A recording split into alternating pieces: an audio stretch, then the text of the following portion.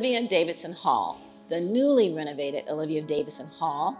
This resident hall houses female students attending Tuskegee University. As we continue our celebration of Women's History Month, we highlight our second of the First Ladies, Olivia Davidson Washington. In 1879, Olivia America Davidson gave the commencement address called Decision of Character to her class at Hampton Institute. The postgraduate guest speaker, Booker T. Washington. She taught at public schools in Massachusetts and later returned to Hampton to teach Native Americans who were former prisoners of war from the Spanish-American War. Principal Washington wrote to Hampton and requested a fellow graduate to serve as a teacher.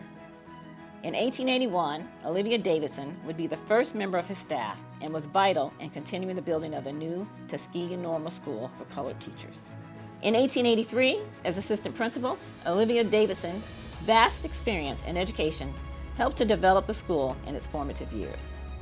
Of note, Mrs. Davidson was a tireless recruiter and a fundraiser in times of meager state support, especially for the education of Black women.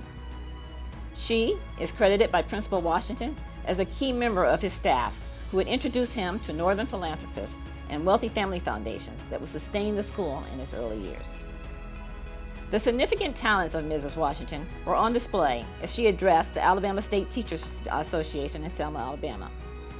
Her address was entitled, "How Shall We Make the Women of Our Race Stronger?" During her address, she argued for self-improvement of Black girls through reading clubs, temperance, and community engagements. Olivia Davidson became Booker T's second wife in 1886 and stepmother to his daughter Portia. The couple had two sons, Booker T. Jr. and Ernest Davidson Washington. With the marriage, Olivia Washington became a strategic partner for Booker T's home life, as well as his trusted confidant in all school business. She was a wife, mother, teacher, curriculum specialist, principal fundraiser, and building. Literally, Olivia Davidson Washington could do it all.